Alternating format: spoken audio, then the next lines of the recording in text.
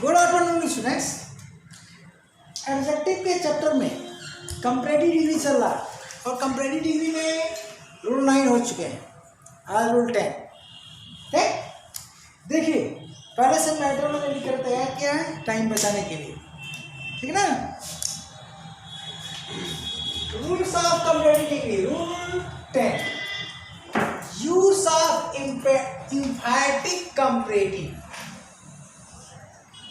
एम्फैटिक comparative का प्रयोग, इस रूल में आप एम्फैटिक कंपैरेटिव का प्रयोग पढ़ेंगे। अब ये एम्फैटिक कंपैरेटिव होता क्या है तो यहां से शुरू करिए। सम वर्ड्स एज, कुछ शब्द जैसे much, far, by, far, still, rather और एटसेट्रा आर यूज्ड बिफोर और आफ्टर, बिफोर और after a comparative degree to form an emphatic comparative। क्या समझे? कुछ शब्द जैसे much, far, by far, still, rather, or etc. का प्रयोग कंपैरेटिव डिग्री के पूर्व अथवा कंपैरेटिव डिग्री के बाद किया जाता है। क्या करने के लिए? To form an emphatic comparative, emphatic comparative बनाने के लिए। अब एम्फैटिक कंपैरेटिव क्यों नाम पड़ा?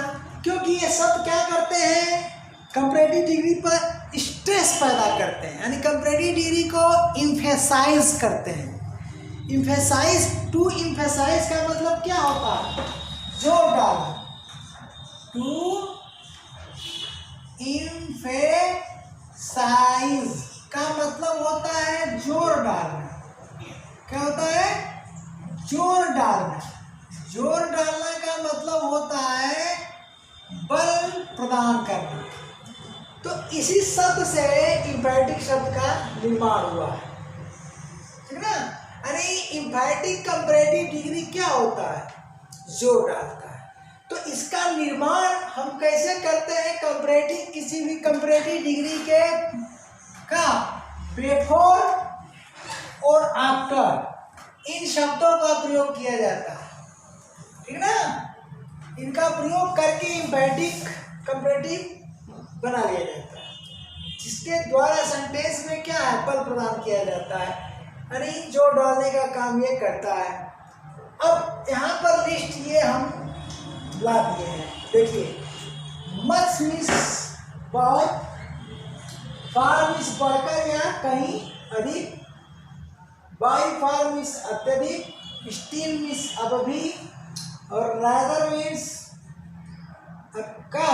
अपेक्षाकृत है। ये अपेक्षा नहीं है, अपेक्षाकृत, ठीक है। सुधार देते हैं, क्या है भैया? अपेक्षाकृत। क्या है? अपेक्षाकृत। अब ऑल मीन्स अर्थ होगा बिल्कुल, सब नहीं। यहाँ पर ऑल द्वारा अगर स्ट्रेस पैदा किया जा रहा है तो उसका होगा मतलब बिल्कुल। अब चलिए, सवाल यह उठता है कि जब यह किसी कंपैरेटिव डिग्री के पूर्व या आफ्टर लगते हैं तो फंक्शन किसका देते हैं?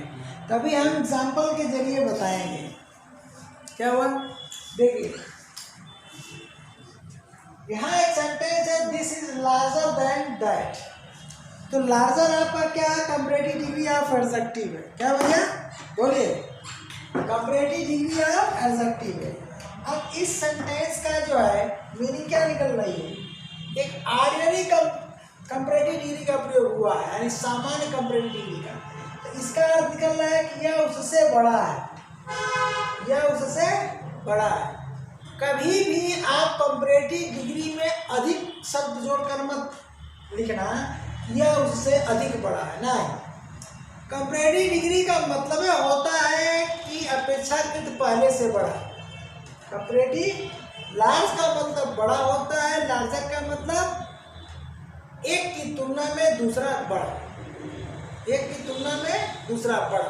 तो फिर अधिक शब्द आपको लिखने की जरूरत नहीं है कि यह उससे अधिक बड़ा है, गड़बड़ा जाएगा। उस अधिक शब्द के लिए या बहुत बड़ा है के लिए क्या आपको एम्फैटिक कंपैरेटिव का प्रयोग करना होगा, यानी इस पर स्ट्रेस डालना होगा।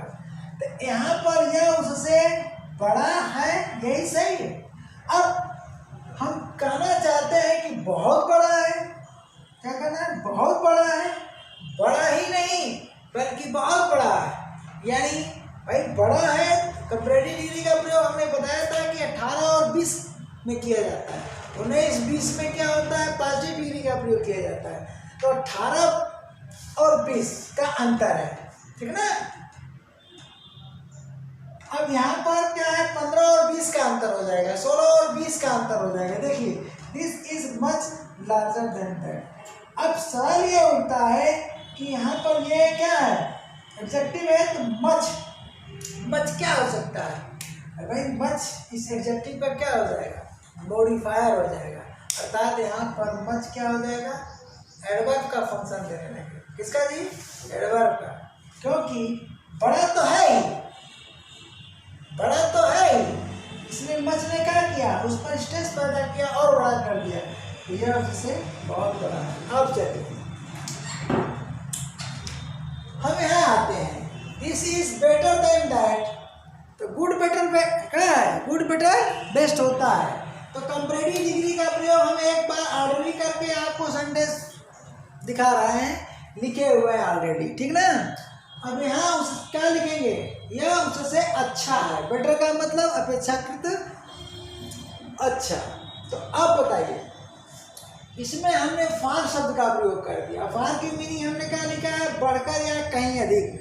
अर्थ क्या हो गया, यह उससे बढ़कर अच्छा है, यह उससे बढ़कर अच्छा है, या यह उससे कहीं अधिक अच्छा है। तो बताइए इसके द्वारा स्ट्रेस पैदा हुआ कि नहीं, ठीक है।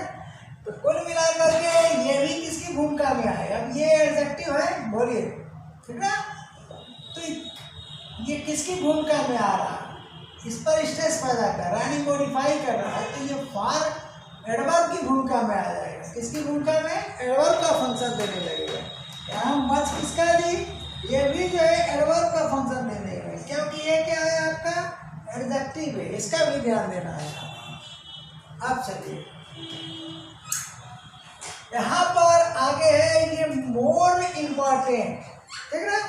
तो कुछ जो है पॉजिटिव डिग्री क्या है, एक से अधिक सिलेबल वाले। देखिए जब 1 या 2 सिलेबल वाले होते हैं, जैसे आपका टाल है तो टाल टालर हो गया, बिग है बिग बिगर हो गया, बनता है ना, बिगेस्ट हो जाता है। लेकिन जब बड़े शब्द आते हैं, ठीक ना,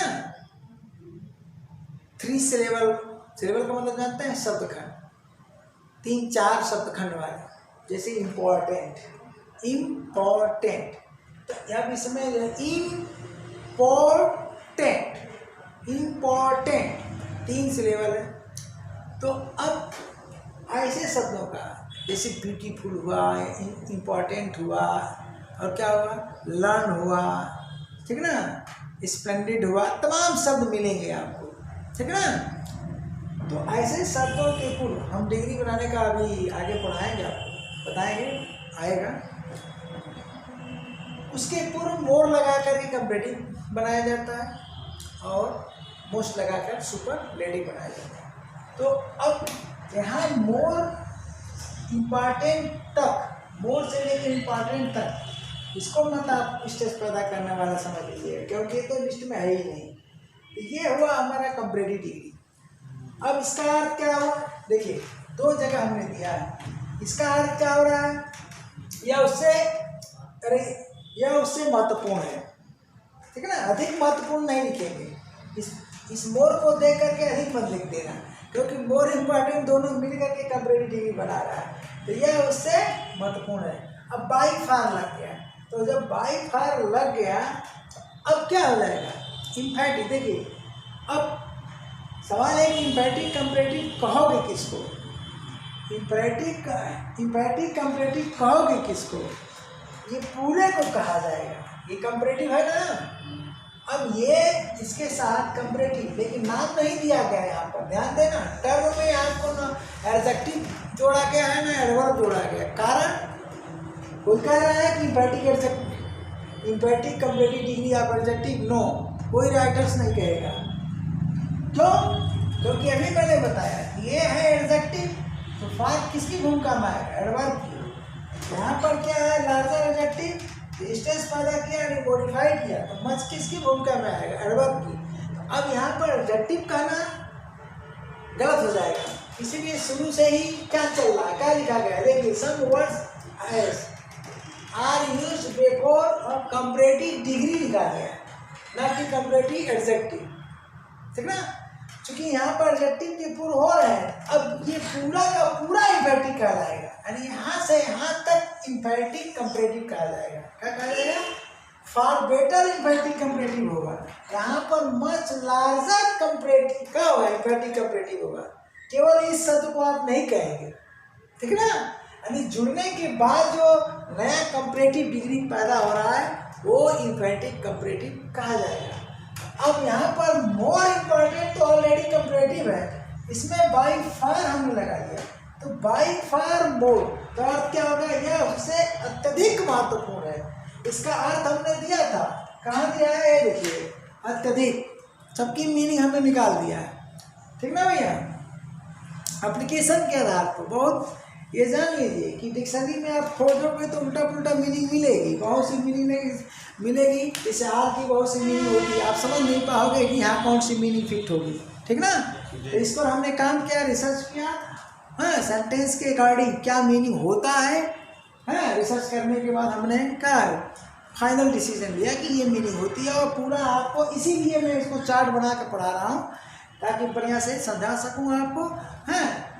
अब यहाँ पर देखिए, दिस इज फार। अब ये जो है ये तो कंपैरेटिव डिग्री हुआ, एडजेक्टिव हुआ, बोलिए एडजेक्टिव है, तो ये एडवर्ब की भूमिका में आएगा। किसका फंक्शन देगा? एडवर्ब का फंक्शन देगा। तो समझ में आया जी?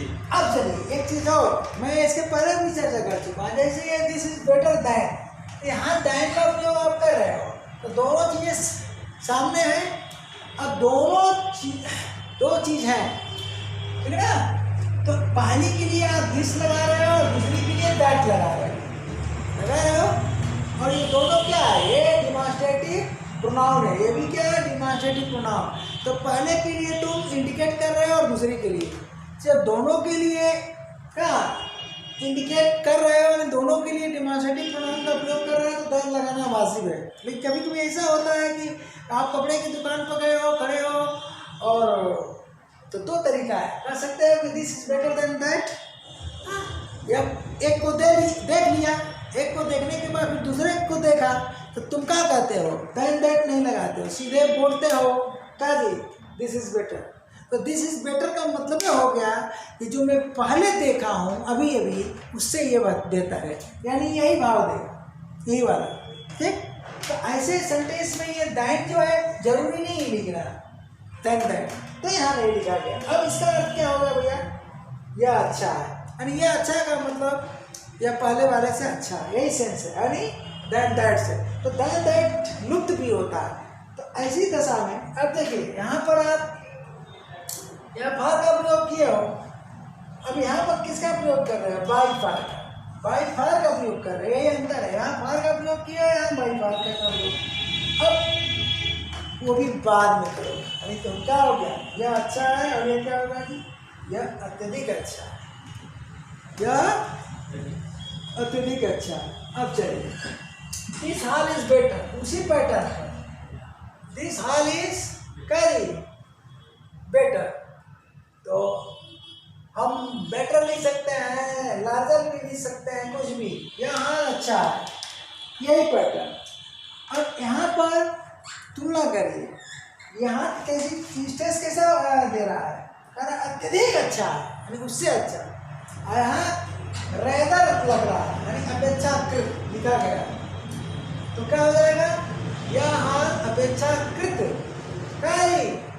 इसका मीनिंग हमने नहीं लिखा है, इसका लिखा है यह हाल अच्छा है, इसका क्या हो जाएगा? यह हाल अपेक्षाकृत अच्छा है, यानी पहले वाले से। तो रेदर का प्रयोग हमेशा कंपैरेटिव डिग्री के पहले होता है, और बाई फार का प्रयोग ध्यान दो, बाई फार का प्रयोग जब देन यहाँ पर देन छूट गया है क्या? हाँ देन छूट गया है, यहाँ पर देन छूट गया है तो बढ़ा देंगे। तो जब देन दैट का प्रयोग देन का प्रयोग करोगे तो बाई फार का प्रयोग कंपैरेटिव डिग्री के पूर्व करोगे, और जब देन का प्रयोग नहीं करोगे तो बाई फार का प्रयोग कंपैरेटिव डिग्री के बाद करोगे।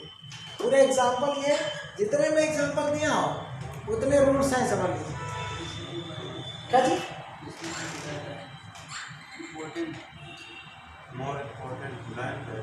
दैन छूटा था ना यहाँ, हाँ तो यहाँ भी छूटा है, इसीलिए तो गड़बड़ी हुई है। यहाँ छूट गया था तो यहाँ भी छूट गया था, ठीक है ना। चलिए this is more important then that, ठीक ना। यह उससे दैन छूट गया था दोनों जगह, तो ठीक है। तो अब ये ध्यान देना है कि इसमें दैन दैट वाले में अगर बाई फार का प्रयोग कर रहे हो किसके सेंस में, अत्यधिक के सेंस में, तो कंपैरेटिव के पहले करोगे। अगर दैन दैट नहीं आता यानी दैन नहीं आता, आपको दैट से क्या लेना देना है, तो बाई फार का प्रयोग आप बाद में करोगे। लेकिन रैदर का प्रयोग अगर करना है, क्या जी हम इसी में लिखना चाहेंगे दिस इज रैदर बेटर, लिख सकते हैं तो यहाँ लिखेंगे दिस इज रैदर बेटर, ये अपेक्षाकृत अच्छा लिख सकते हैं बड़े आराम से, कोई दिक्कत नहीं है। वही चीज़ तो यहाँ लिख गया, दिस के बाद हमने हाल लगा दिया, क्या दिक्कत है। अगर हम इसको ड्राफ्ट कर दें, इसको ड्राफ्ट कर देंगे तो ये सेंटेंस मिलेगा कि नहीं मिलेगा। अब यहाँ हम नाउन लगा दिए तो ये डिमॉन्स्ट्रेटिव एडजेक्टिव बन गया, क्या हो गया यहाँ डिमॉन्स्ट्रेटिव एडजेक्टिव बन गया दिस, यहाँ पर क्या है डिमॉन्स्ट्रेटिव प्रोनाउन है। इसका अंतर आप कर लीजिएगा, वीडियो अपना खोज लीजिएगा कहाँ जी, डिमॉन्स्ट्रेटिव प्रोनाउन की वीडियो खोज लीजिएगा, और इसकी भी डिमॉन्स्ट्रेटिव एडजेक्टिव की सब डन है, ठीक है। हम सिस्टम से पढ़ाते हैं इसलिए आपको सिस्टम से पढ़ना पड़ेगा, पूरा तो छाप नहीं। तो चलिए और देखिए आज ही एक कमेंट आया है, कोई मिस्टर अनीस ट्यूटर है इंग्लिश के, ठीक ना। तो अब हमारी वीडियो को जानते हो, इंग्लिश टीचर पढ़ते हैं, इंग्लिश ट्यूटर पढ़ते हैं, जिनको मतलब ऑलरेडी टीचर टीचिंग का काम कर रहा है वो पढ़ने लगे हैं, ठीक है ना। तो मुझे बहुत खुशी होती है। आई लफंगे और लुच्चों के लिए नहीं है अंग्रेजी, मैं बता दे रहा हूँ, भेड़ बकरी चराने वालों के लिए नहीं है, और शॉर्टकट कंपटीशन पास करने वालों के लिए मैं नहीं पढ़ाता हूँ, मत पढ़ें, बड़ा अच्छा रहेगा।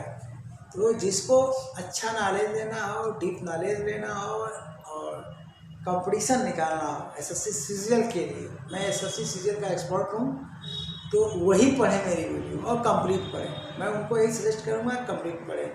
अगर बीच से कोई वीडियो खोलते हो तो मैं नहीं समझ में आएगा, इसलिए उस चैप्टर को का वीडियो नंबर 1 से यानी पार्ट सब में हमने सुविधा के लिए क्या डाल दिया है, पार्ट 1 कर दिया है, ताकि आप उस चैप्टर में जाओ, उस प्लेलिस्ट में जाओ, पार्ट 1 से शुरुआत करो और पूरा पढ़ जाओ।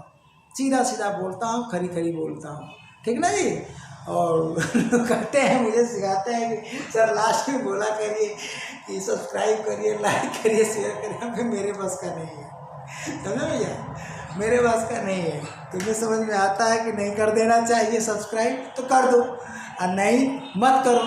लेकिन ये जान जाओ, ये 3 मिनट की वीडियो पढ़ते हैं और झुंझुना छाप जो वीडियो मेकर बनाते हैं, उनसे तुम्हारा कंपटीशन नहीं निकल सकता है, दावे के साथ कहता हूँ। अगर 3 मिनट की वीडियो है पढ़ने से निकल जाएगा तो अपना रोल नंबर भेज देना, ज्वाइनिंग लेटर का जिरास भेज देना मेरे पते पर, पता नीचे रहे, हमारा फ़ोन नंबर है, आईडी तो इसमें है ये है, सब कुछ है ये है, ठीक ना। पढ़ाना बंद कर दूँ, मैं चैलेंज देता हूँ। तो इसलिए चुपचाप क्या करो, खूब विधि विधान से पढ़ो, थोड़ा सा टाइम लगेगा, 6 महीने से साल भर, सिलेक्शन श्योर है, ठीक है ना भैया। अब इससे ज़्यादा नहीं, कभी कभी बोल देता हूँ, अब बोलना पड़ता है, पर जी मुझे हंसी आती है।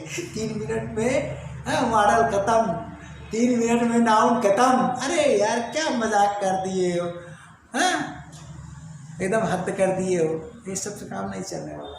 अब चलो यहाँ पर पढ़ो, ठीक है जी। रैदर, तो रैदर इसी सेंटेंस में हम देखो, अगर रैदर का प्रयोग कर रहे हैं तो कहाँ कर रहे हैं, यहाँ करेंगे ना, मान लो इसी सेंटेंस में करना है, यहाँ करेंगे नहीं करेंगे, सीधा सीधा। तो यही आपको सीखना है। अब दूसरा सेंटेंस ले रहे हैं कि दिस इज बेटर, या अच्छा है, आल का प्रयोग कर रहे हो तो आल के बाद देखना आर्टिकल 2 जरूर लगाना।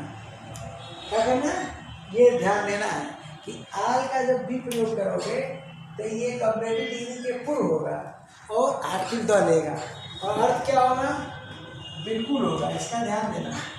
आल में सभी भी होता है तो सभी मत लगाना, मीनिंग नहीं निकाल पाओगे। यहाँ पर देख लो, ट्रांसलेशन सही दे रहा हूँ। यह इसका क्या है, यह अच्छा है ना जी। यहाँ का है जी, यह बिल्कुल अच्छा है। अब यहाँ कहोगे यह सब अच्छा है तो गलत हो जाएगा, ठीक ना। अब अगला क्या है, this book is better than that. यह किताब उससे क्या जी बेहतर है या अच्छा है, ठीक ना। यह किताब उससे अच्छी है। अब इसमें स्टील का प्रयोग है, ठीक। तो स्टील का प्रयोग है यानी अब भी, यानी कॉन्टिन्यूएंस को शो करता है स्टील, ठीक ना। कॉन्टिन्यूएंस को, निरंतरता को। तो क्या कर रहा है, यह किताब अब भी उससे अच्छी है, यानी पहले भी अच्छी थी और अब भी। तो अब देखो यहाँ सब के सब सारे शब्द क्या करते हैं, डिस्कस कर गया। सब जो है एडवर्ब की भूमिका में आते हैं। किसकी जी, ये सब के सब क्या हो जाते हैं, एडवर्ब्स हो जाते हैं, एडवर्ब का फंक्शन देते हैं। स्टील भी एडवर्ब है। कुछ समझ में आएगा कि नहीं, ये चीज़ का ध्यान देना है। तो ये दोनों ये क्या करते हैं, एडजेक्टिव पर स्ट्रेस पैदा करते हैं। एडजेक्टिव और कंपैरेटिव डिग्री ऑफ एडजेक्टिव के भाव को ही चेंज कर देते हैं, समझे भैया। इस तरह से इंपैरेटिव कंपैरेटिव समाप्त होता है। तो भाई अन्यथा मत लेना, ठीक ना। हमारी बात को थोड़ा सा हम अलग अंदाज वाले हैं। Thank you.